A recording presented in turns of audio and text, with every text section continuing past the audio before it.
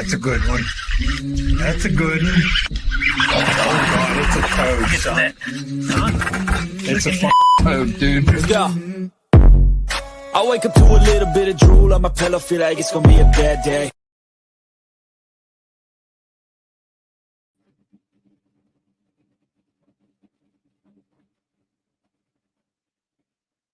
What's going on, folks? Welcome back to Fishing Friday Live. We don't have anybody in here yet, but they will start joining here soon. We got, hopefully, everybody that was affected by the hurricane is recovered, that watches the show, and those as much as possible. And then those in Western North Carolina, you know, our hearts go out to you guys, and Eastern Tennessee as well, all over the state, South Carolina, Florida, yeah. Georgia. Yeah, everybody was affected, but that Western North Carolina, Eastern Tennessee was sort of the hardest hit over there around Asheville and to the border. So definitely been praying for y'all. Yeah, it's been tough, a tough week in North Carolina. Yeah, for lots of sad stories coming out. Lots of people still missing. Lots of rescuers losing their lives. Also, I think there was like 5 yesterday that passed, still trying to get to people. So, actually, I want to share a story. Just about that. We'll bring Destin on first, but I want to share a story before we really get going. Just that I heard of just how resilient people have been. So, thanks, Conkman Andy. Really appreciate that. Before we get rolling, as always, I want to make sure we shout out those that make it possible. OneCast Fishing. You can head to OneCastFishing.com. Use the code TheOneCast at checkout. Save 10%. Get to the snagless jigs, long neck hooks, the weedless nets, all of the good stuff. Soft plastics, especially. I almost said especially the Nighthawk. Make sure you grab you some Nighthawks. That's right. Also, head on over to if you guys are looking for outdoor apparel, whether it's UPF shirts, hats, gloves, neck buffs, things like that keep us protected from the UV rays and keep those mosquitoes off from us during hunting season, which it is right now. Head on over, get that new Buck Stopper shirt from Carolina Waters. They've been supporting the show since its inception.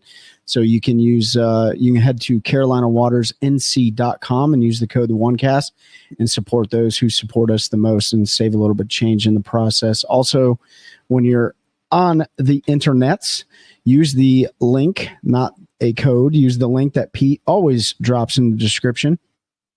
And head on over to HobieEyewear.com. We were supposed to make it down to Winnsboro, South Carolina this past weekend for the Field and Stream Music Festival. Unfortunately, that was one of the areas that was impacted by Hurricane Helene. So that show has been canceled and moved to next year. That was a variety of country music artists and things like that. But we were going to be down there supporting Hobie Eyewear. And they were going to do demonstrations of all their different options and stuff like that. But since that's not going to happen, we understand why. Head on over to HobieEyewear.com. Use the link that Pete has. Check out the new or the current floating frame series. They got tons of varieties for lifestyle wear, outdoor styles. They got prescription sunglasses and things like that. Use that link. You're going to save, like 15, 20% on your order. So you can get like $100 and something pair of sunglasses for $83, man. These things have been lifesavers this year. And we've definitely put them to the test. I can tell you that. So took a tungsten to the face from Pete's awesome wife, and it was not her fault. It was the fish's fault, 100% for not committing. And Hobie Eyewear saved my right eye for sure. And then lost a pair of glasses in the water and was able to turn right around and go pick them up. So check those guys out. They're awesome. What else can they check out, Pete? Go to your Play Store. Oh yeah.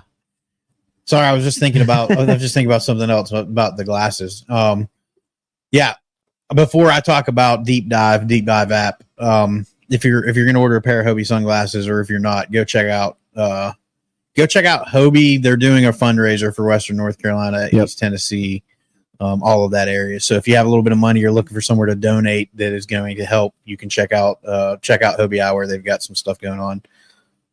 But yeah, Deep Dive app. You can go into your app store, search the Deep Dive. Really cool app. It's got a lot of great features: water clarity, color flow, inflows to various bodies of water, wind direction. So it really cuts down time on checking wind blowing points and stuff like that, because it's going to highlight them a specific color for you. You can go in and see exactly which points are going to have the wind on them for the day you want to fish. All of this is done through satellite imagery. So it's not always exactly that moment up to date. It might lag a day or two. You got to check the date when it was taken. It all depends on satellites passing over and if they can get a view.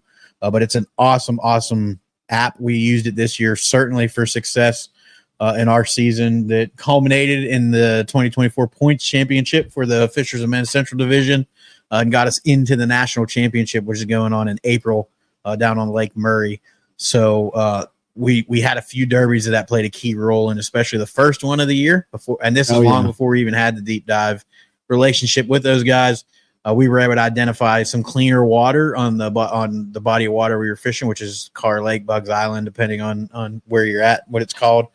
And that's where those fish were. And we ended up third place in that. We caught every fish on an area we identified through the deep dive app, and all of our fish came in like a 50-foot stretch, except for one. We did catch one lucky sucker. Last minute, we found a weed line and caught it flipping literally like 3 minutes before weigh-in to upgrade. But everything else, we sat on that 50, maybe 75-yard stretch of bank the entire day and just slowly caught some really good fish. Actually caught the same 4-pounder that I accidentally caught in practice. Yep. The day before I was very upset. Same hook mark, same weight, same fish. So Trey, I caught it practice. Trey caught it in the derby. We both got a chance to catch that fish. So pretty cool stuff. But yeah, check out Deep Dive in your app store. I don't want to delay too much. We're going to talk mental health and resiliency with Destin Demarion. If you haven't listened to any of our episodes with Destin, don't know who Destin is. Former Elite Series pro, guide up at Lake Erie, out of Lake Erie, Pennsylvania area, Presque Isle Bay, all up there. So if you're up there looking for a trip, you can check Destin out. I'm going to bring him on. Then I'm going to tell one quick story that I heard from a friend just to show the resiliency of people over in Western North Carolina. We're going to talk about a giveaway that we have going on right now for our it's only going to work for our local North Carolina folks. So I'm sorry if you're not local. If you're traveling here, though, and you might need some maintenance hint on your vehicle we might have a little something for you. So let me bring Destin on. What's going on, Destin? Hey, boys. Doing well. How you guys doing? Good, man. It's good to have you back on. It's been a couple months since we've had you on to talk. Always, I mean, always a good it feels time. like forever. But I mean, I talk to you guys fairly frequently, so at least it's not like we haven't seen each other or heard from each other. That's right. We do. Yeah. So before we jump into the topic tonight, head over to our Instagram to anybody listening. Mike Nadeau, what's up?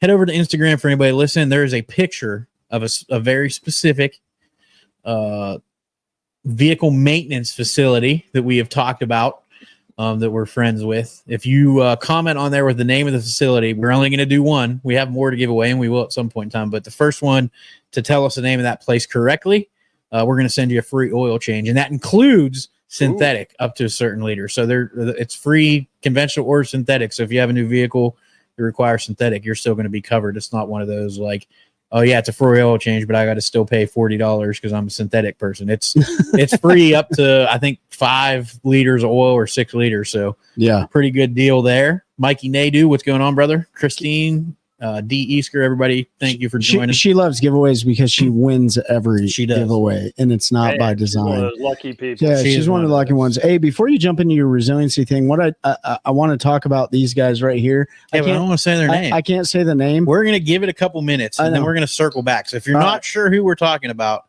we'll say the name at some point in the show. All right. Well, they're doing awesome work. We want to talk about resiliency, right? Like the mental fortitude. It's not something that's talked about with angling. You're gone on the road.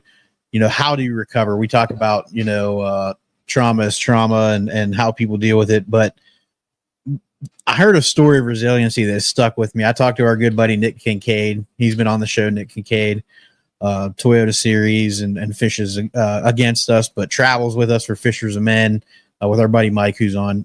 He went over to Asheville. His church has been collecting donations, which I think they filled their 4th tractor trailer full of stuff today. Awesome. So, yeah, really awesome. They've had over $30,000 donated. They took that money and went and bought every generator at Costco, chainsaws, all that stuff to get over there. So, but he rode over there with the first load they took into Asheville, and they got to talk to some of the first responders. And one told a story that they rescued a 78-year-old woman on, today is Friday, so this would have been Wednesday morning. They found this 78-year-old woman. She had survived on a jar of peanut butter she had found. So they got her to the hospital, got her hooked up. Everything was good. She was cleared. 6 a.m. the next morning, she was at the, for lack of a better term, CCP, casualty collection point, where everybody was gathering, because she wanted to volunteer to help save people, because people saved her and she wanted to give back because people were there to help her. So that really stuck with me, and it just kind of shows what's going on over there, affecting so many people. And, that lady, God bless her. God bless everybody. I mean, other stories, for those of you that don't know how bad it really is, it's way worse than anything you've seen. I heard another story from somebody over there that's doing some work with drones, and they droned a small town, 1,200 homes, that's near Chimney Rock area, which was absolutely decimated. And it was up a valley. They can't get there. There were 1,200 homes in this little town. They flew the drone over yesterday, and there's not even, other than the foundations, there's no remnants of the town being there. The homes are completely gone. There's no roofs. There's nothing to show that there was homes there. They don't know if those people got out, if they're missing. So that, I know people are getting frustrated with the lack of response, and we're all frustrated too. But when you start hearing those types of stories, they've got to try to find out if those people are missing, if they got out and they're at somebody's house in another state.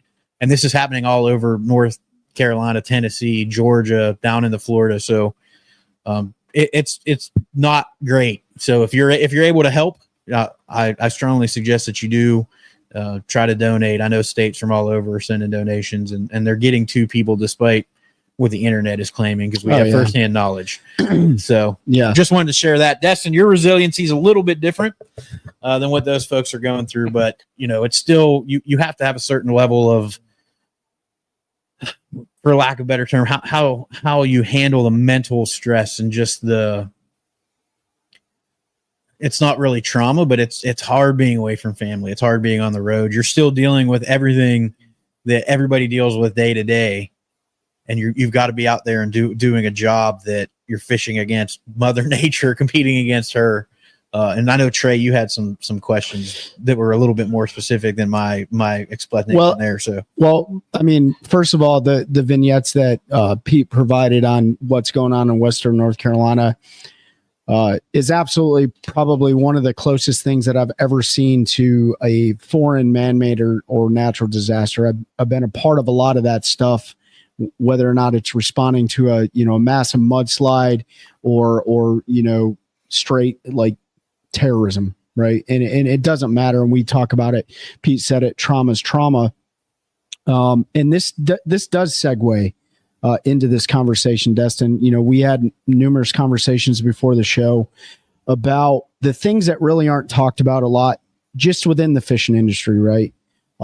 As you have competed at the highest level of professional competitive bass fishing, it hasn't came without its challenges, right? I mean, physical challenges, sure, but then there's the mental, emotional, and spiritual part of that really we talked about, where people are like, hey, you just need to be positive, or you just need to spread a good message, or you need to do this, right? But nobody really goes into like granular detail of what that does to you and your family and all those things. And now everybody is different, right? They all come from different backgrounds and stuff like that. But from your perspective, as you were from then till now, for you on the road on the Elite Series or whatever, what were some of the biggest emotional challenges that you had to deal with?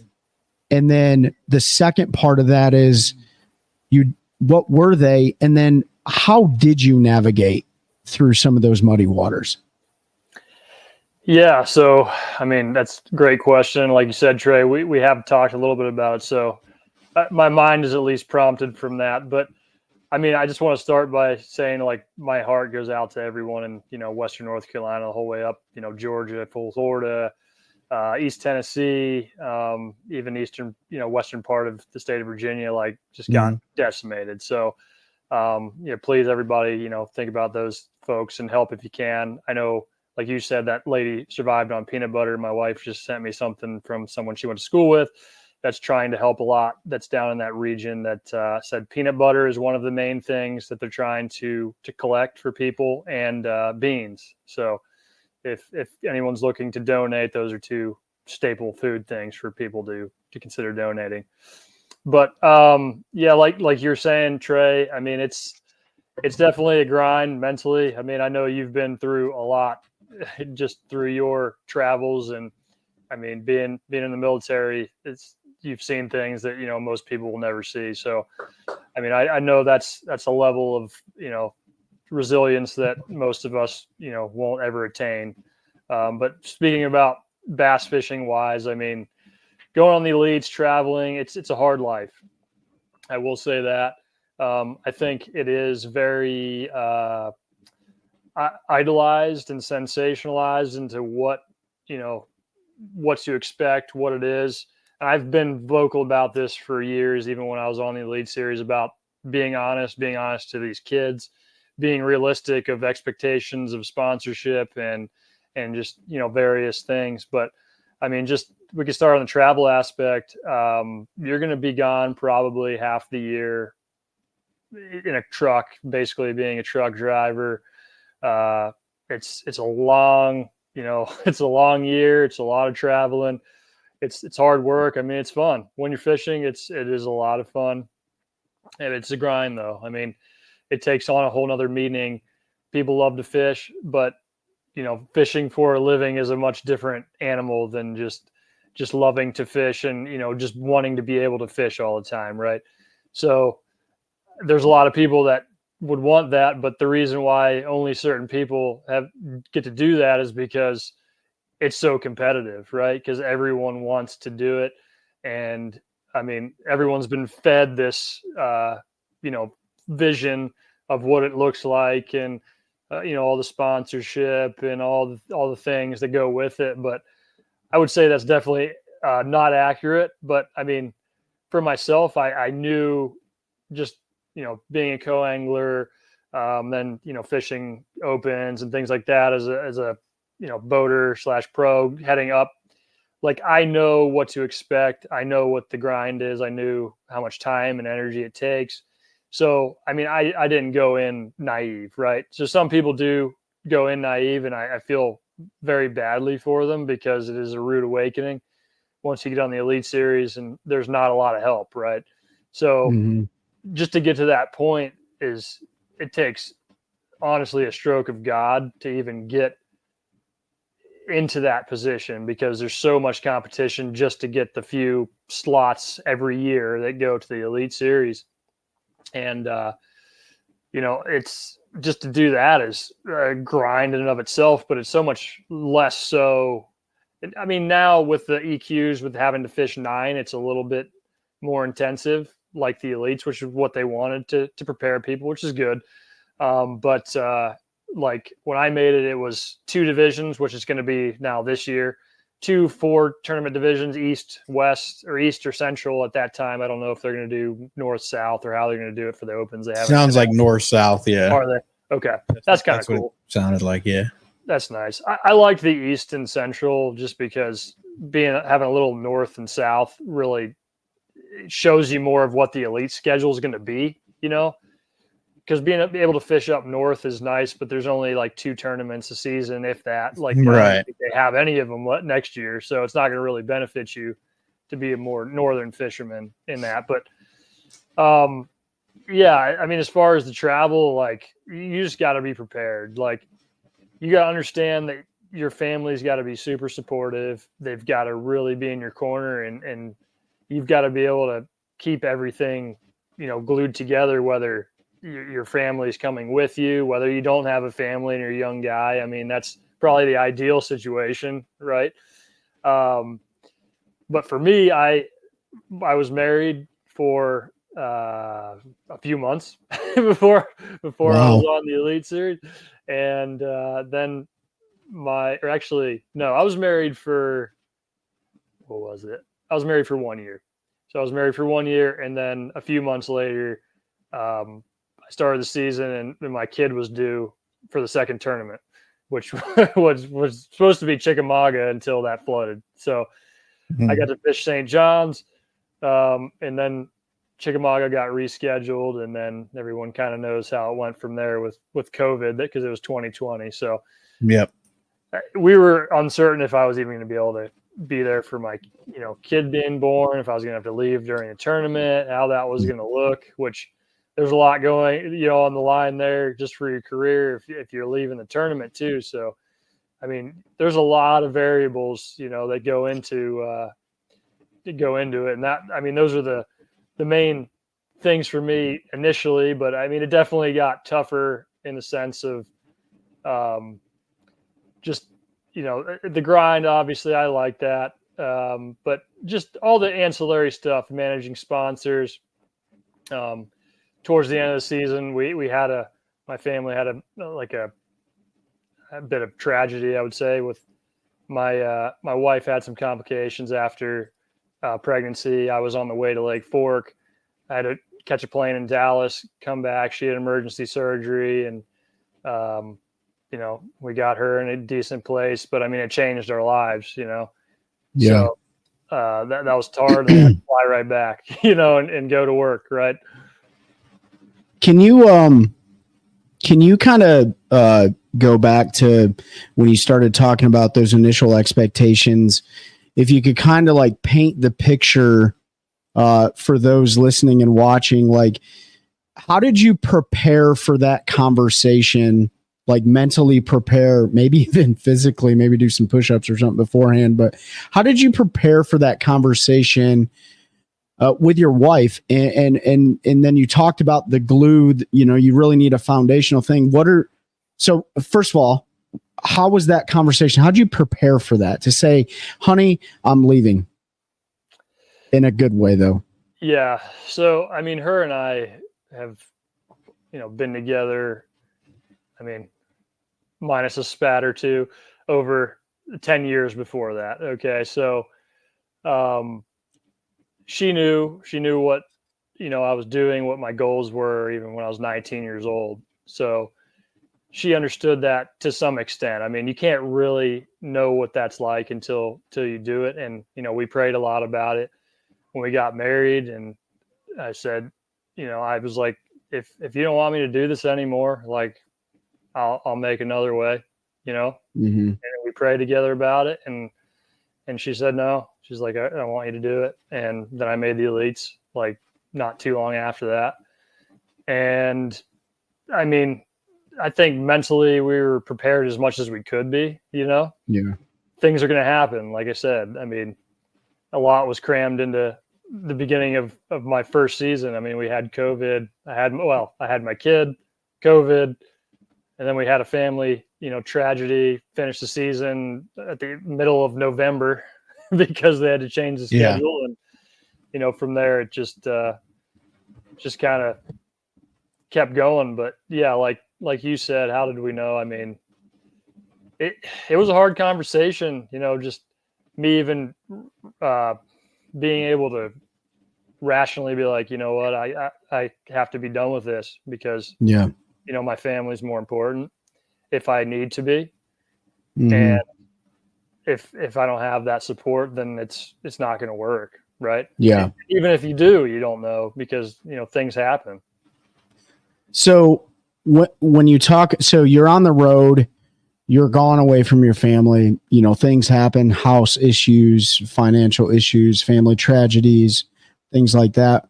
When you go home, what are the things that you do to keep I know your wife is probably the rock, as most of ours are, but there's things that you do to make sure that you maximize as much time with your family as possible. You don't have to go into like, we play cards every night or whatever, but like, did you make the effort to plan on being there when you're there?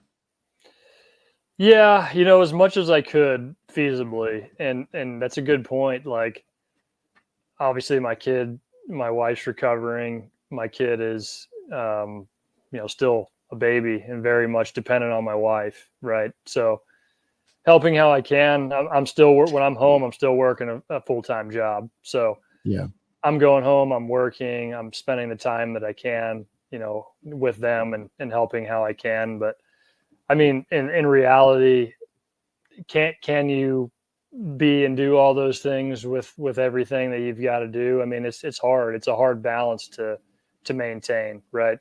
And I'm sure I didn't do it perfectly. I know that I didn't. Right. I don't think there's such a thing, by the way. I don't think there's perfect in any of this. Right. But I mean, I think it's, we talked about it. Like I said, people brief positivity and they brief, well, you got to have a foundation. Well, you kind of just talked about it, right? Like you got to have those hard conversations and they have to be honest. Yes. And then when you're there, your regular job, your full-time career is taking you away. And then your additional sponsor obligations are taking you away. And then other things are taking you away. So when you're present, you have to be there. Mm-hmm. Right. Or you're just going to be like another figure in the room with no attention. Right. And, I speak from experience and I did a lot of things wrong, or a lot of things worse. I think there's a lot of better and worse. And every time you left your house, you're not going into full-fledged combat, but you put your life on the line every single time you leave your driveway, especially in this day and age. Right. Yeah. Even driving to work. So you never know when you're going to come back, if you're going to come back. Right. That's a reality that I think people take for granted until tragedy happens. And then now we're like, holy crap, I don't know what to do. You know what I mean? So, I appreciate you walking us through the conversation. And then when you're there, whether or not, there as much as you can be, right? As much as you can be. That's a really good way to frame it. Cause I mean, as you know, it's very difficult when cause you've been deployed many times and you have a family. So, when you leave just in any kind of, career, when you're gone for weeks, months away from it's hard to get reacclimated and get back into, their routine and having that equilibrium, with everybody. Sure. So it is a challenge, obviously, when you are on the road. I'm going to ask one more and then I'll turn it over to Pete after you respond. So, I do want to say Kevin Conroy. Kevin, welcome. He said Destin is one of the best managers of his time of anyone out there. It's like a superpower, and I'm always impressed by it. Hey, Kevin. I appreciate it, man. Yeah, so I was going to touch upon, it's funny that I was literally just thinking about this. It's like, you would not believe how many people, Kevin Conroy was one of them, that just went above and beyond and did so many generous things for me, like in my career, a place to stay. I was passing through from Texas, some place to stay in Mississippi. I have friends, there. And Kevin, he's up at Lake Champlain. I've stayed at his place when he lived up there.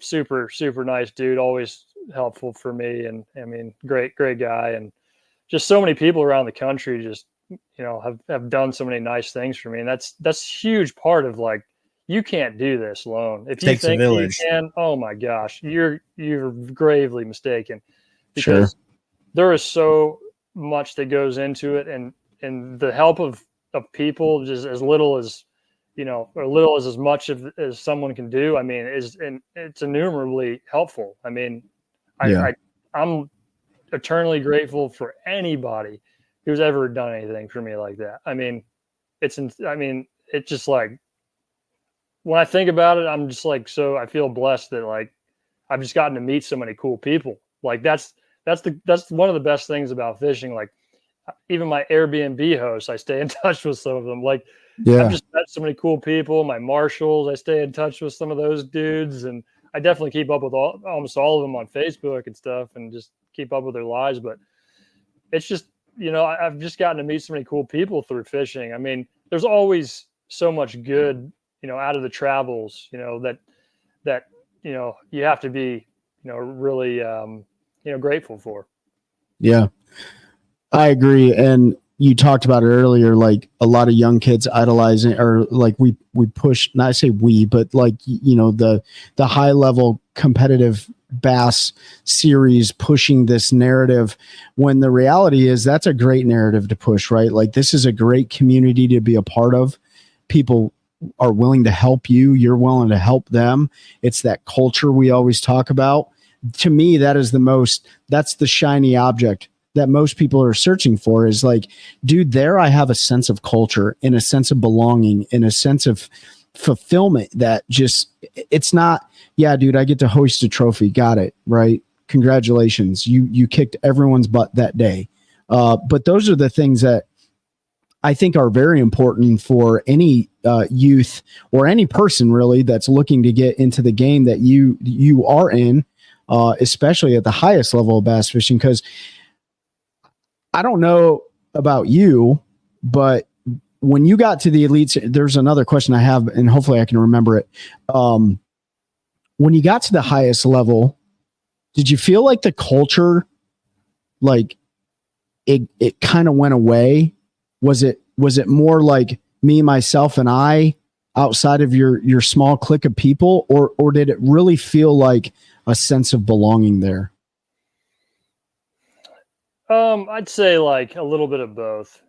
I knew a handful of the guys already, because I've fished the opens. I know a lot of the guys just through that. I've probably drawn some of them as a co-angler when I was younger, and I've got to meet a lot of people. But overall, yeah, I'd say definitely more shifting to the me, myself, and I, for various reasons. Yeah. It's very cliquey. I mean, like most things. And I'm pretty strong in my moral compass and like who I want to associate with. So if there's red flags and things that happen, I kind of want to distance myself from that. And sometimes at my own detriment, and I'm not perfect, obviously, but I mean, I'd rather not be around that and be by myself than be around that. You know what I mean? Yeah. Take the Rick Clun approach to it. Yeah. And I was gonna say, like, we've had the opportunity to talk to a lot of Elite Series anglers and various levels, and a lot of them have said when they made it to that level, they thought it was going to be like this big fraternity and everybody was going to be shaking hands and slapping backs, and then you kind of get there and you get some folks that are really good stewards of bass, and they reach out and they make you feel like you're part of a brotherhood, for lack of a better term. Rick Clun was one of the first tournament St. John's. He came up and introduced himself. That was a super cool moment.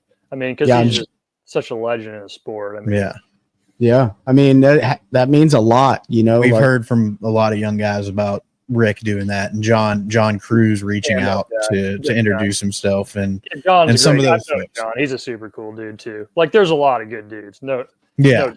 But it does become me, myself, and I, or if you're willing to fall into XYZ way of living, you can go to this clique or that clique, right? I'm being honest. Like, I'm waiting until JT Kenny doesn't need bass fishing anymore, because he says he's got a book with dates and everything that went down, and he's letting her go when he doesn't need bass fishing anymore. And I can't wait to see that book, because there's going to be some juice in that bad boy, and it's not fishing juice. That's right. I've heard and seen some things, but most of the craziest things I've just heard stories which have been corroborated by multiple sources. So I'm sure there's mostly true, at least, right? Yeah. Believe half of what you're hearing, or half of what you see, and none of what you hear. That's right. That's right. So let's go back to talking the mental state, right? So you got your expectation management with your family, and you're doing your things that you can when you get home to keep the glue held together. Obviously, you couldn't do it without all the people. What's up, Pete? Jerry, Pete Dubs, and let's talk about the competitive scheduling that you have between. Now you're in a position where you have an amazing title sponsor, which happens to be your career field, right? Yep. But let's just take you out of the equation for a minute, or maybe you dealt with this yourself.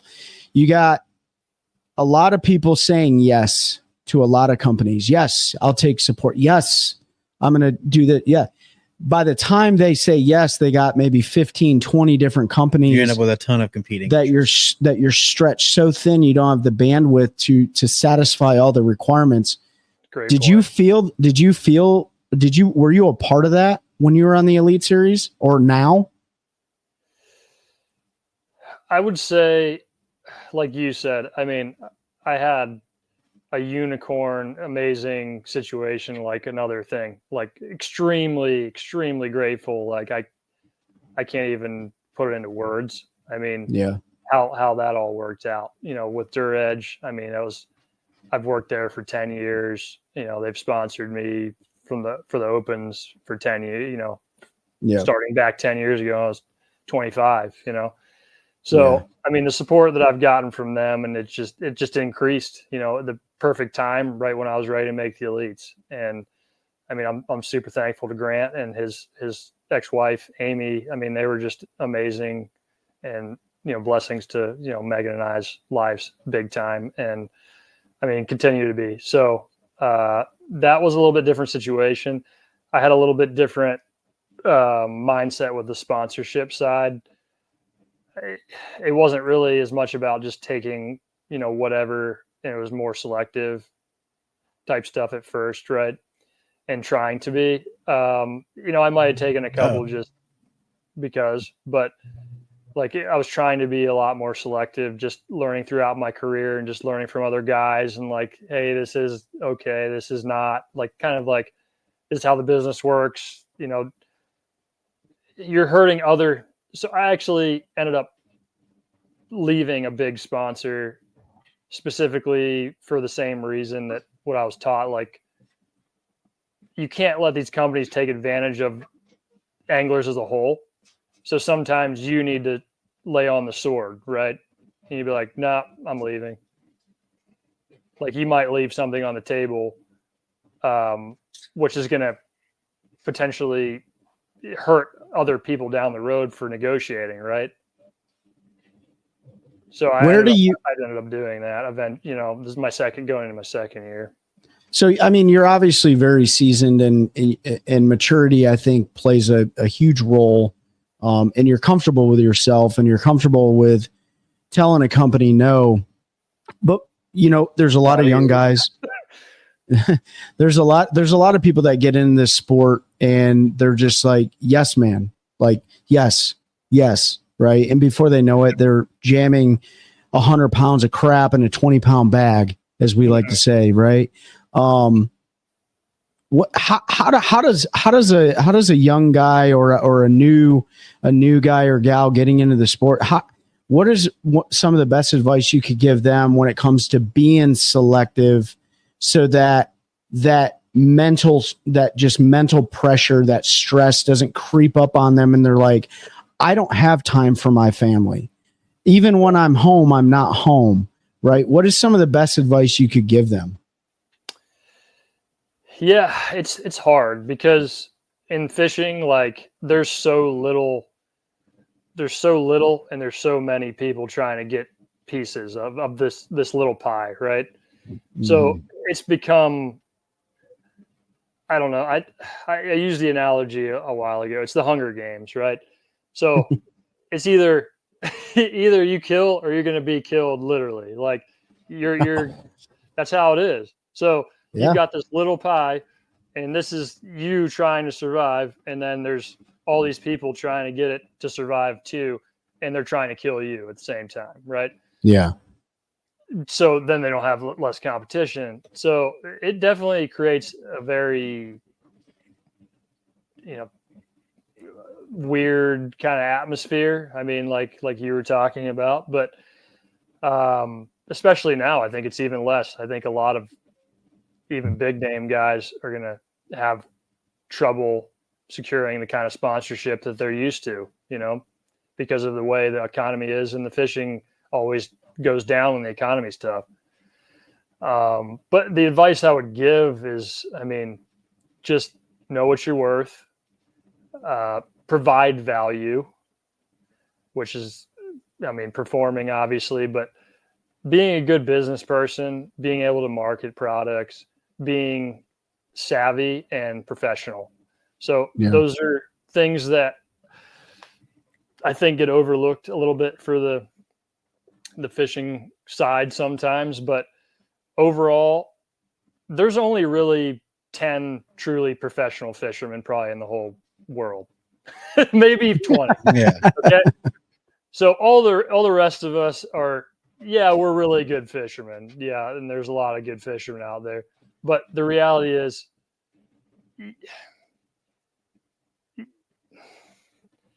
you need to have other skills as well as the fishing to be able to create a living and have a future for your family, and not just be so short-sighted, right? I mean, I think you can do both while focusing on fishing. You just have to know that every opportunity you get to do public speaking, it's an opportunity to hone that craft, right? Every opportunity you get to do different, work on different products and marketing campaigns and do like that, take advantage of that. Don't just, blow it over and just waste an opportunity to learn something that's going to help you. Because whether it's going to help you in your fishing career, or if you, end up just working in an industry or a different industry, you've got a lot of skills at a very high professional level, regardless. So that's what I would say for sure. I know college fishing is big. A lot of college kids are getting marketing degrees and communications or whatever, and that's good. There's only so many jobs, I would say, in that field. So, I mean, broaden your horizons, think about some other, get an MBA, stay and go to grad school, do that stuff. Because you could have your own fishing company. There's a lot of different things you can leverage. Because, I mean, being a professional fisherman or even being on the Elite Series opens a lot of doors. I mean, it does. Sure. Not as much as being like an NFL player or something. You're going to get, 6-figure job offers, once you're out of the NFL, probably at least $250,000, because that's just how that industry works. They have a lot of connections to get you, onto the next step. So really take advantage of those opportunities. I mean, you can love fishing and want to do it as a career and do everything you can to make that, but always be working on and honing your skills and, be an enterprising person. I mean, I always have other stuff going on. I've had you do. business. I've had a guide business. I've been involved with, managing pro staff, social media accounts, events, product stuff, like, I mean, all kinds of different things. So was there ever a point in your career so far where you just hit just a mental breaking point and it was like, I can't do this anymore? I don't know if not you, somebody else that was close to you.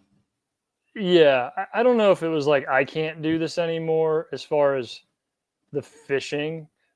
I would say my second year, like you were talking about, spreading yourself too thin.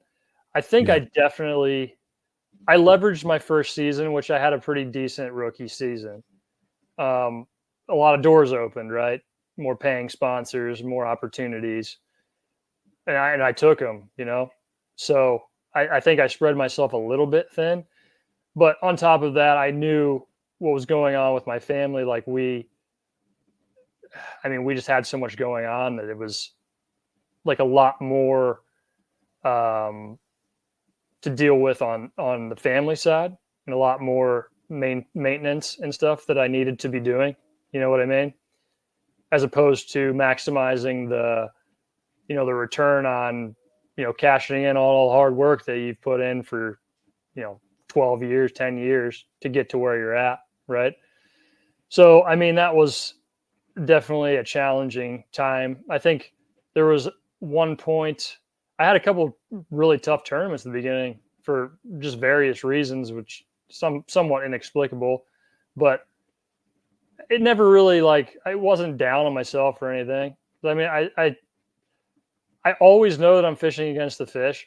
Like, I don't get down on myself too much. I used to beat the heck out of myself about it, and I'll still get irritated, like, man, why did I do that? But like, I'm not beating on myself other than just, man, I could have done this, or I should have done that, but I'll do it next time. You know what I mean? I'll work on that. But my my wife was having a very tough time, with what happened, and it changed a lot of things. I mean, my wife had to, go on, permanent hormone replacement therapy. It changed her moods. It changed a lot of things for us. So it was very hard to communicate with her and I, and manage the kid and everything. It was a very, very tough time, and I don't know if I personally knew how to handle that very well. I think I did as good as I could, but that definitely wasn't, what I needed to be doing as good as, as I probably should have left. I probably should have taken a hardship at that point just to manage that. And it went on for a couple of years until we kind of got her medications and stuff on the right level, where it was kind of a happy medium where we could, function, I should say. Yeah. No, that's a tough thing to go through. And there's no handbook. Like, you just do the best you can do with the information you have. We don't know what we don't know. I mean, I lean on people as far as like people that I trust. Like, I'm going to ask for, give me a straight advice. What do you think of this? I have a lot of older mentors. My one friend, Rich Damianos, has been like a father, throughout my time in fishing. And, I'd lean on him a lot for answers, but obviously that kind of situation, it's tough. And I mean, I get a lot of differing opinions. Like, hey, you need to focus on what you're doing. You need to focus on your career, or the opposite. Right. So when you're getting conflicting messages, it's hard to kind of go forward with what you kind of just have to do what you got to do and make the best decision you can. Yeah, I mean, we call it Charlie Mike, right? Like, continue mission, but that only lasts so long until you're just like, dude, like, and it sucks because in the tournament you can't make a phone call to somebody like Pete did with you and sit down and eat a sandwich and don't stress out about it. Just get back to fishing and stuff like that. Right. Let's talk about the new world of competitive bass fishing, and I'm gonna tie this to mental health. Now that everyone is so tied into these because of social media responsibilities, they're so tied in with electronics on their boat. Not a bad thing, but let's just be honest.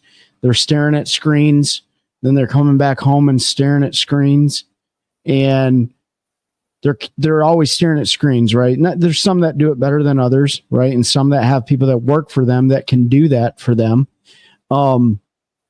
Let's just say over the last few years or so, as things have gotten a lot more heated, the pie is continuing to be, bitten off more by more people, and social media influencers are playing a bigger role, and anglers are almost in a matter of survival. It's like an artery retracting, right? Like they're just, have you seen the attitudes, maybe anger and things like that come out a lot more since we have gone more into isolation and social? We're being a little bit less social because we're so tied into electronics now. Yeah. I mean, that's deep. Like, I think we're going to get philosophical here for sure, but Let's do it. Yeah, I do. I think you hit it on the head. I mean, we all see where being so connected and having everything at our fingertips is so, beneficial in our daily life. But I think most of us also see how it would be better sometimes if it wasn't, there, if you weren't able to get contacted any second of the day and have to be checking work emails till, wee hours of the night and doing that kind of stuff. I think it's changed our society probably in a negative light, as you're referring to the anger and those things. I think, look at the debates and the just the passion, whether it's negative or positive, about even live scope and having it in tournaments and not. I mean, I've been involved with some debates there, but I mean, it was totally just, back and forth, logical arguments talking about, the pros and cons, right? As opposed to some people like, you're this because you think that, you're that because you think this, right? I mean, it's kind of divulged into that with politics. It's divulged into that with everyday life because it's social media. You see extreme, right? All you see is the extremes, and that's what sells. That's what the social media algorithms, the YouTube, the Facebook, the Instagram, all that. It's shock and awe. It's only the extremes that sell, right? As far as you're willing to push things, as far as you're willing to go, and those are the people that excel a lot of times in that. And a lot of times those aren't the people you necessarily want in your society to be propagated, right? So there's a lot of problems with that. I mean, the trolling, the ego centrism, which, I mean, I think we all have somewhat of an ego, but it's just how far it goes, right? There's just a lot of things that negatively, I think it's impacted our sport in that sense. And like you said, influencers, I think that's created another dilemma, which is a lot of fishing industry companies and such are spending money on, YouTube and different influencers from social media. And there's not as much of this pie anymore for the, professional anglers, at the Elite Series level and even, opens and that kind of stuff because of that. But some guys are both, some guys are influencers and, fish the tournaments and stuff. But I mean, everybody's just trying to make a living and everybody's trying to, if you're getting positive feedback, you're going to keep doing it. Right. So it is what it is. I don't really know. I mean, I think that's a hard situation to try to unpack and try to come up with some kind of perfect media. I don't know if there is one, right? Yeah. And those two, whether it's influencers and tournament guys get after each other sometimes, and especially tournament guys, because I think they feel slighted because there's not as much money out there, right? Because a lot of the influencers are getting it, but companies are trying to sell products, and people on social can sell some products. So, I mean, it is a free market. It's capitalism. Yeah, no, I agree with you 100%. I just wanted to get your take on, kind of rewinding back to the beginning of the show.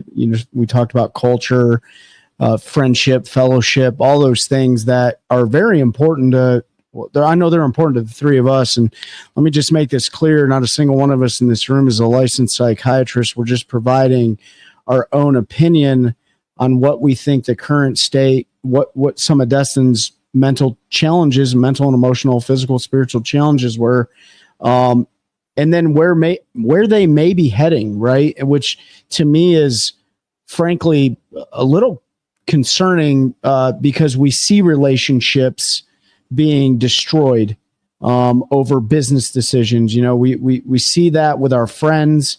We see people saying like it's divided. You're letting it be divided. I want to say that that's a choice that you're making. You don't have to get so emotional that it compromises a friendship.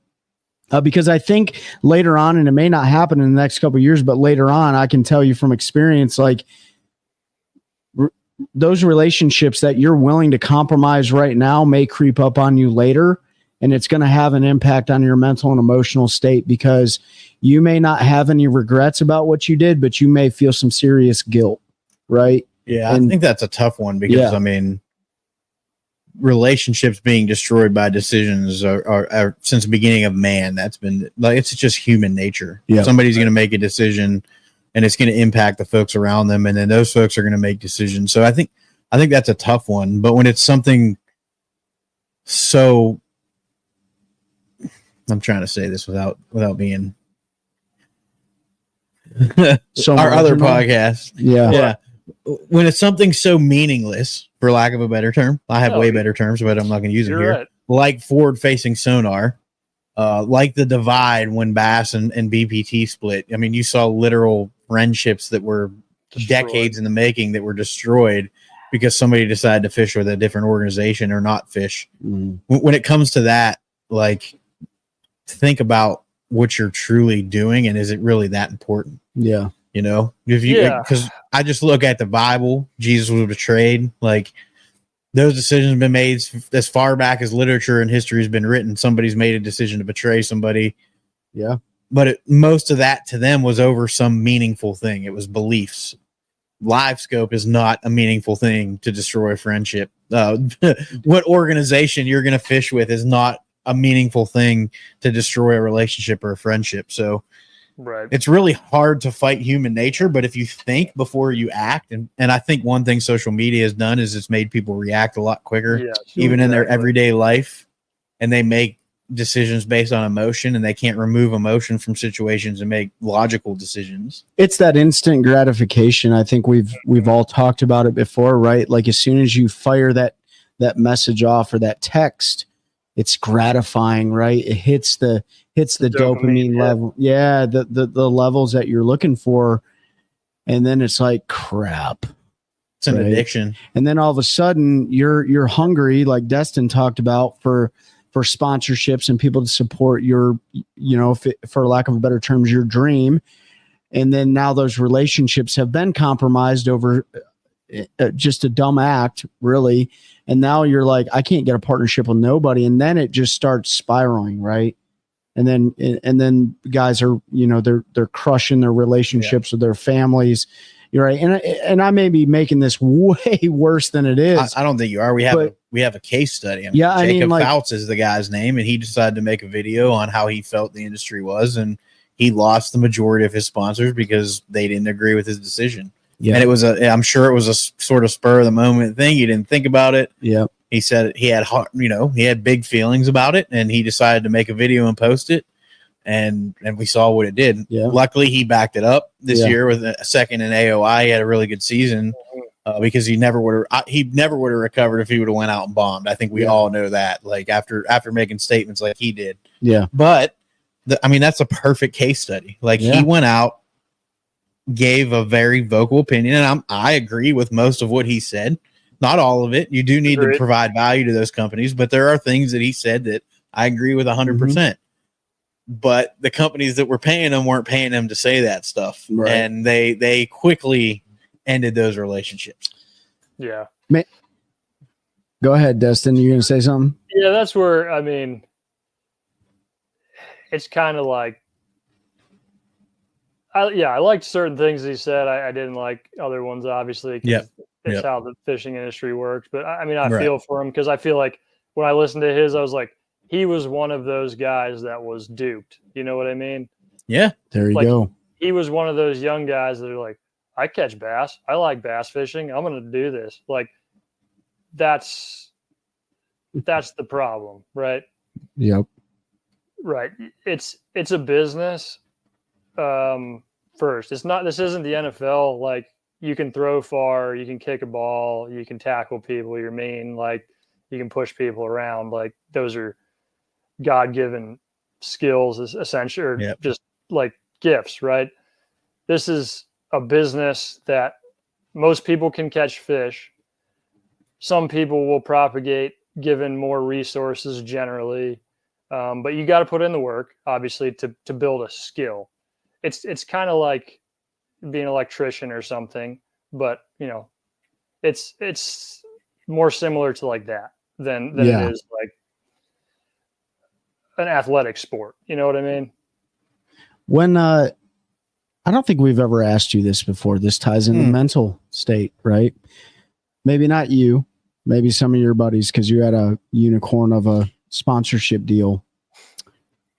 A lot of these kids don't understand what they're entering into when they get into this game, when it comes to the contractual side of what they can and cannot say, right? Even though we have the First Amendment, constitutional protected speech, right? All that stuff. Not when you sign a contract, though. Not when you sign a contract, also, you don't. That's a product of our failed schools, because this is the First Amendment only protects your speech from government censorship. Yep. Private entities such as a business can tell you what you can and can't say all day, and there's nothing you can do. Yeah, like Meta, right? Like Facebook. That's right. you actually do enter into a contract when you get on Facebook and Instagram and stuff like that, right? They're private, so they can stop whatever they want. But anyways, how much have you seen that when these young guys come into the game, they sign these contracts, and then they're like, oh, by the way, you can't say this. And has that had issues on people's mindsets after the fact? Yeah. So I'm not going to talk about certain situations because they're definitely incriminating to certain people.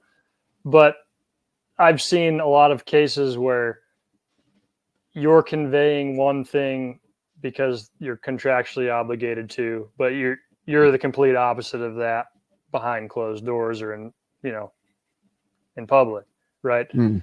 So, you're doing all these things and you're conveyed by an organization or a sponsor to be something else. Yeah. Right. So I think there's an element when you're living a duality of two different personalities that eventually it's going to blow. There you go. What I mean? Yes. And I know exactly what you mean. You know what I'm saying? I Yep. feel like, believe me, I have a lot of flaws, but I feel like I'm pretty consistent with who I am. Like, I don't want to say certain things if I don't think it's true. Have I maybe a couple times? Yeah, for sure. I've said things I'm like, why did I say that? But I try very hard to be the same person at least. You know what I mean? Sure. Good or bad. I mean, that's going to be subjective to who you're talking to, obviously. But I think you lose an element of trust with a customer if you are two different people. Yeah. Yeah. No, that's people come to me a lot behind closed doors because I'll talk to anybody who's got a question or anything and ask me straight up for how I think of something a lot because I'll tell it to you straight. I always will tell you the truth. Regardless of who I'm sponsored by, I'm going to tell you the truth.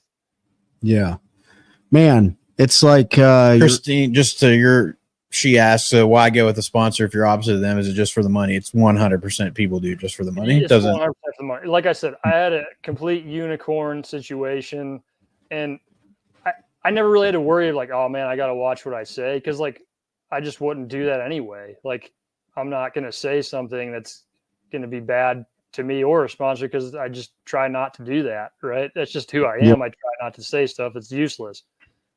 I mean, there's been times in my life, especially when I was younger, that I did, and I learned. I learned quickly. Okay, this isn't helping. This isn't the right thing. This isn't who you are. You know what I mean? Yeah. Like that's saying that stuff, and I mean, occasionally, I still make mistakes all the time, but I try to be consistent with that. And with how much money it costs, and obviously this dream that's been sold, you have to understand that you're under a lot of pressure to come up with this money, and there's a lot of guys that are rich, especially more and more because of the economy, that are in this sport, but there are guys that aren't, and they've got to do anything and everything possible just to get to that position to even be able to fish. Yeah. So this is kind of going off Christine's topic about, just accepting, right? Just I'll take it, whatever you got. Right. From personal experience, there's nothing that's going to get you to start drinking or using illicit substances, not that I have that experience, or get you in the door of a psychiatrist or a psychologist faster than compromising your moral compass. That will creep up on you any day of the week, right? And so I guess to go to that, is that something from your perspective that you've seen happen in the industry where people are willing to legitimately compromise every moral, every belief that they have in order just to take a business deal? Yeah, whether it's a business deal or just in general fishing, stabbing each other in the back. I mean, it happens a lot. I mean, I've had a lot of friendships that I've ended in this industry, and I mean, it happens, right? So, I mean, you live and you learn, and it is very cutthroat. I mean, it's very cutthroat. How did you respond to that action? Did that play a huge role in your mental state? And was it extremely damning, or were you able to like shake it off, write it off, and move on? A couple of times it did definitely hurt, you know, it hurt, but nothing super long term. No. Yeah. I mean, dude, I guarantee that I've made people mad with certain things I did, whether it was intentional or unintentional too. So, I mean, I'm not saying that I've done everything perfectly too, but there's definitely been some times that I've felt very stabbed in the back. Yeah. Yeah. It's a hard blow, man. Like, and I think, you know, to kind of sum up this whole thing, you know, there's no book that tells us how to do it. You got to have friends that you trust. Right. And I think that's truly one of the systemic things that's missing in the world in general is trust. Well, like, we don't know what to trust anymore. And the fishing industry is not excluded from that. You have so much, you know, backstabbing or whatever, what you called it, right? And so many people competing over so few resources that, you know, morals and integrity and ethics and things like that are compromised sometimes, right? This isn't our normal Fishing Friday, guys. Like, this is like talking like the truth, our version of the truth and the mental state. And it goes beyond fishing, but just in the fishing industry, it applies. And Destin lives it. You lived it at the Elites. You live it now. You get to see firsthand inside, like, perspective on what's going on and how things are changing and how that's affecting people, right? Because without people, like, you're not going to have anything, right? So we have people that don't trust each other anymore. I don't really know what the cure for that is, if there is one. But I do know that it's going to have long-lasting effects on our youth that are trying to get into this game, which has widened the aperture big time with the opportunities it presents to these kids trying to get into this game, right? And I think it's very important that Destin and us provide some truth bombs to that. Like, hey, kids, check it out. Like, this is the environment that you want to get into. You need to understand it. You need to understand the mental side of it. I can break it down in one sentence. Being able to catch a fish isn't enough. So if that's what you're banking on, you're not going to have a very long career. Absolutely. Stephen Carey said, glad to be friends with Destin. You're a class act. You get so many accolades, Destin. You get so many accolades. Probably not warranted, but yeah, come on now. Stephen is an awesome guy. I love Stephen. He's been a sponsor for 12 years, 13 years now. Stephen, I think he was my first sponsor. Wow. He's still there. Second, yeah. Mm-hmm. Dang. It's good to have friends like that. What companies you guys? Fish Sense Lures, the best blade bait out there. Many times knocked off since, but nothing duplicated. What you mean, like blade bait, like with the two treble hooks or spinner baits? Because, you know, like people down here, like, I threw a blade today. Yeah. I love blade baits. It is actually getting ready to turn into serious blade bait season down here, especially in November, December, January timeframe. Oh yeah. I mean, in my experience, we're talking fishing, but what has really helped me mentally in the winter times is those blade baits, because they truly catch them in that cold water when they're super lethargic and they're just waiting for like something that's just dangle in front of their face. So, you know, we're some of those. What Pete's actually going to Sergeant Major Google right now and looking at them. That's the Binsky blade. Yeah. So Stephen, obviously, when I started, I was a co-angler. Was not paid by Fish Sense, and he gave me baits though, always. When I made the awesome. Elites, I don't even think I asked, and he's like, "Hey man, I talked to my partner. We're going to give you some money," and and he did both years. And I mean, that means a lot, dude. That's awesome, man. Yeah. Pete's trying to go to the site right now. I don't know if it's actually opening up. It's giving a certificate error. But we actually don't have the best internet going on right now. Like you truly guys to be issues lately. Yeah. There's like something.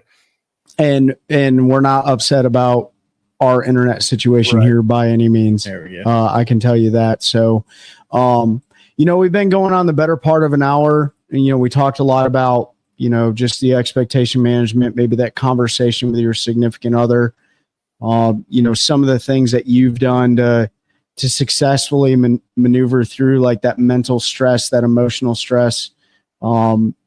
And whether people believe it or not, that kind of stuff is traumatic to certain people. And so I guess my last question is for you, and then I'll turn it over to Pete. If you were to do it all over again from the mental and emotional perspective, would there be anything that you've learned along the way that you would have changed day one? Day one, as in, like, let's just say on the elites. Yeah. Okay. I mean, day one, nah, not really. I would say by the end of the season, going into the second season, yes. I mean, my wife and I were in a very, very tough spot, in our relationship with everything that went on and just the strain that we were putting on each other in our, relationship. So, I mean, mostly my fault, right? So that is one thing I would probably change. I probably would have taken a hardship. I've thought about it, and I'm a man. I don't want to admit that I have a problem. Like in an emotional sense like that. And I was like, I'll just soldier through, right? That's what I've been taught. I was raised by a Marine. I mean, I saw the guy get his toes and his feet cut off in front of my face, and he never complained. I never saw him complain a day in my life. So yeah, I mean, that was the standard. That's right. I don't want to cut my toes and stuff off, man. But Mike Tomlin says the standard is the standard. So we're going to go with that. Well, Destin, I appreciate it, man. I'm going to turn it over to Pete for it's about time I get to talk. Yeah, my bad. Yeah, it's only been an hour and 13 minutes of Trey show. No, you were asking good questions. I didn't have a lot. You got where we need to go. So awesome. Is it Steven or Stefan? Steven. All right. So he said the site has issues. Oh, well, there you go. Now we know your middle name. Yep. Steven Stefan? My No. wife thought my name was Stefan. Destin Stefan? He said the site has issues to check out Tackle Warehouse. And as always, when I see a bait I like, I'll have 100 of them next week. So Chelsea's not watching, is she? I don't know if she is. She'll comment here in a second. Don't worry. She'll tell me you're not allowed to order any more tackle. Yeah. But yeah, no, I don't have a lot, Destin. I appreciate you coming on. I do want to ask, like you said, we're getting close to that hour and a quarter. But what do you think about the new elite qualifiers? And are we going to see you back fishing the opens and trying to get back there? That is a good question. You don't have to make an official announcement, but how are you feeling about the potential of doing that again now that it's kind of more made on it? So, intrigued by the format. Obviously, like I said, 4 tournaments, in a series versus 9 is nice, right? More regional, nice, less travel. I think I'll consider it. I'm probably leaning towards no, but we'll see what the schedule is. Depends on the travel and, work and everything. Yeah. But man, I don't know. I don't know if I have the desire. I don't know if I have the desire to really do the elites again. I'm not sure. Yeah. I think where the industry is right now and just competitive fishing in general is taken, especially I know a lot of young kids are watching and probably still have that dream, but I always wanted to fish it until we started this podcast and I started building more relationships and talking to more guys to do it. And now I don't even know if they just called me and were like, hey, you can come to the elites and not have to qualify and we'll pay your entry if I would divine even go. intervention, man. Like just the kind of the behind the scenes stuff that we can't share and stories and just the things that you have to go through to try to make it is, I don't know that I would enjoy fishing that. I really enjoyed our little tournament trail fishing the Fishers of Men. We had a lot of fun. There was fellowship and it was enough competition, and it was 6 tournaments in like 4 months, and then you got the rest of the year to just go have fun and fish. Yeah. And there wasn't seemed pressure. like you had a blast, like fishing together, man. Doing all that stuff. It's like I enjoy that too. Like the team tournaments, the local stuff, the camaraderie. It's fun. And I kind of missed that. I think the more I do it again, the more I'm like, you know what, I'm almost good with this, right? Yeah. The way the fishing industry is, like you said, Pete, divine intervention. I think when I was done, with the elites, the timing, you don't understand at the time. Yeah. But the reality of it is, like, God doesn't do anything without a reason. And I mean, it's kind of taken time, and I've thought about it, and I'm like, you know what? He was protecting me from something. And the economy is trash right now. And when the economy is not good, fishing is not a good place to be. Competitive fishing. Correct. Yes. At that level. That's one thing that I want to. It's not even just competitive fishing, though. I mean, people are spending less time recreational fishing now. And that's you can what even look at our me. podcast numbers. I mean, if folks aren't out fishing, they're not listening to podcasts. Like our numbers have gone down. As the economy takes it. It's the entirety of the industry takes that hit.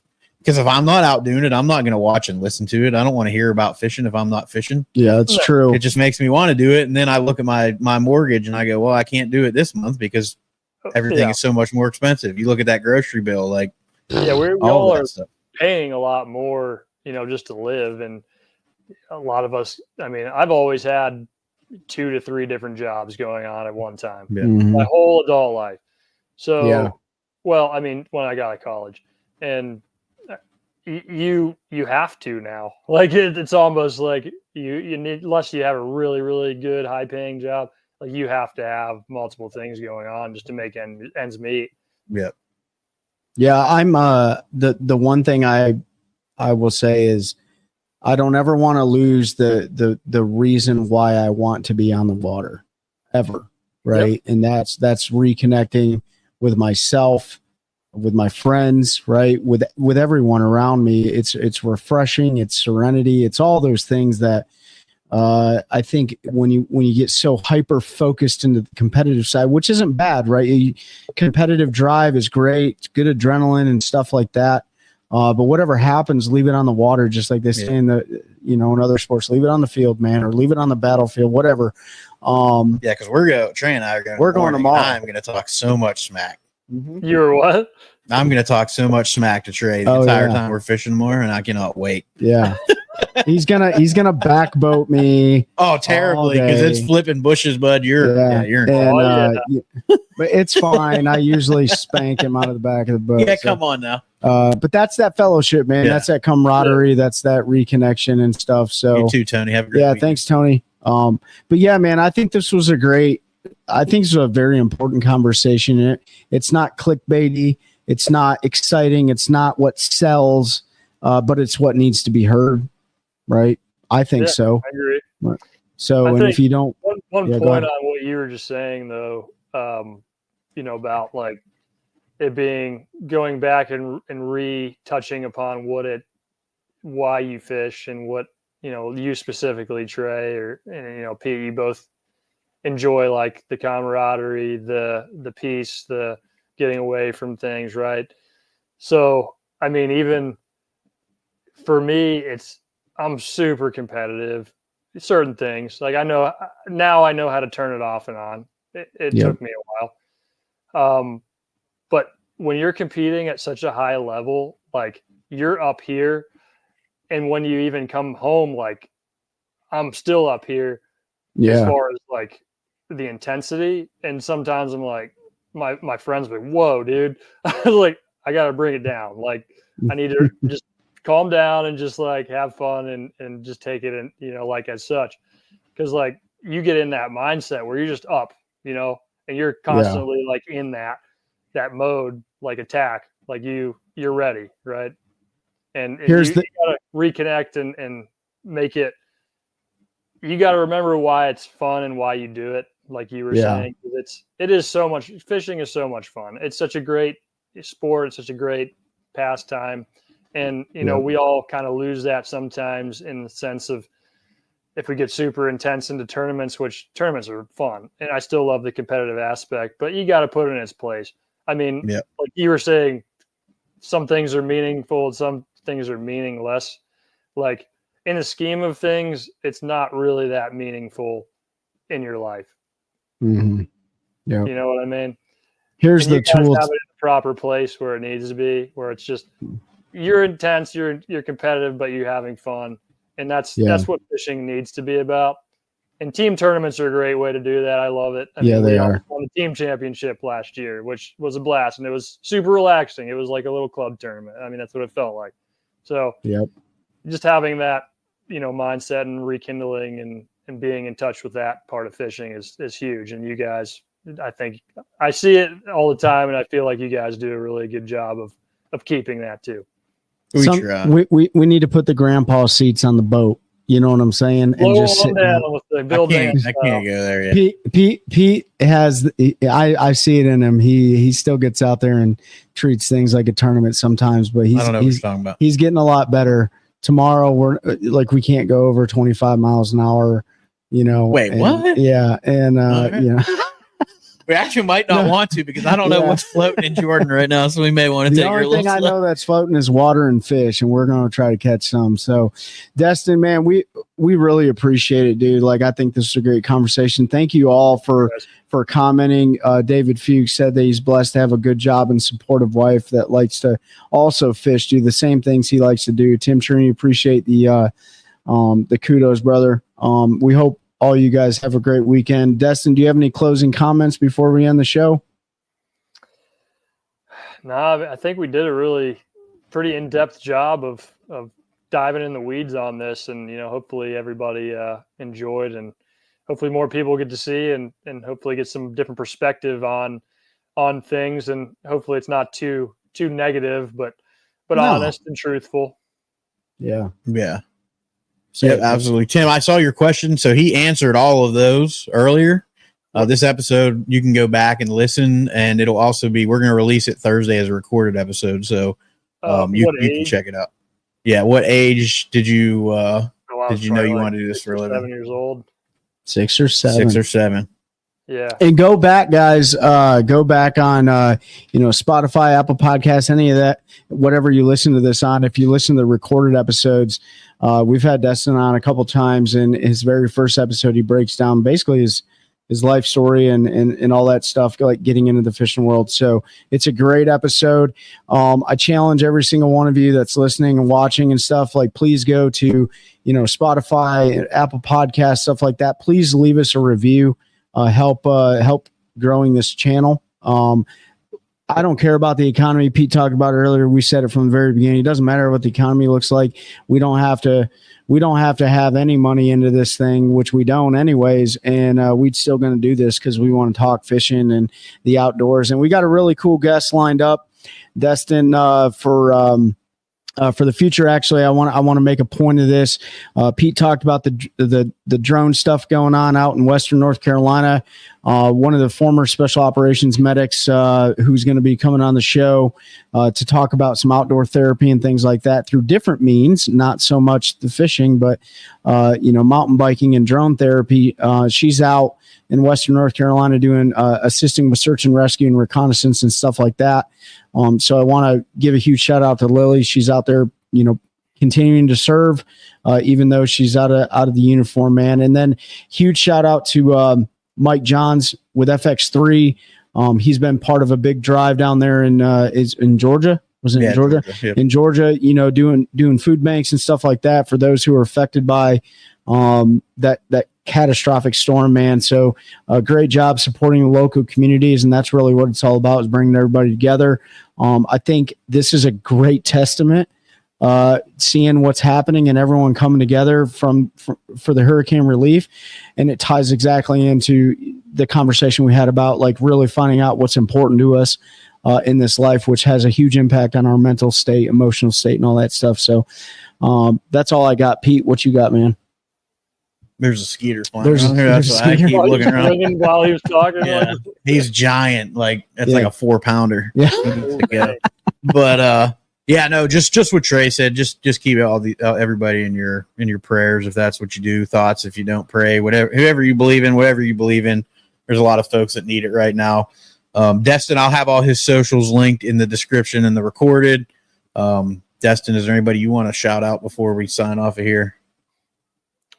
Oh man, I mean, just another shout out. I mean, I touched upon it. Just all the people that literally helped me get to the Elite Series. Like it was literally just so many people, just as little or as much as someone did. Like there's just so many things throughout the years that like I couldn't even touch upon them all right now. But like there's just so many good people out there. There really is. And I mean, just like you guys were talking about, everybody helping, in Western North Carolina and stuff. There's a lot of good people out there. Like, don't get it twisted. And there's a lot of good Americans out there. And that's what this is showing is like the support that Americans have, regardless. I mean, if you're an illegal alien or whatever, like they're going to help you. Like most Americans are going to help each other. Like, that's don't believe everything you see on the internet. Exactly. Right. With how terrible we are as people. That's too divisive, and that's what they want you to think, but that's not the reality of things. And you guys do a great job. I mean, I wanted to touch on that too. Like, appreciate that. Thank you. Keep grinding and keep putting out good content because I enjoy it. Thanks, man. We appreciate it. Destin Demarion, all the way from Pennsylvania, is one of our great friends, man. And this was a great conversation. This is going to definitely help us continue growing a culture of anglers, helping anglers OneCast at a time. That's a good one. That's a good one. Oh, God, it's a toad, son. It's a toad, dude. Yeah.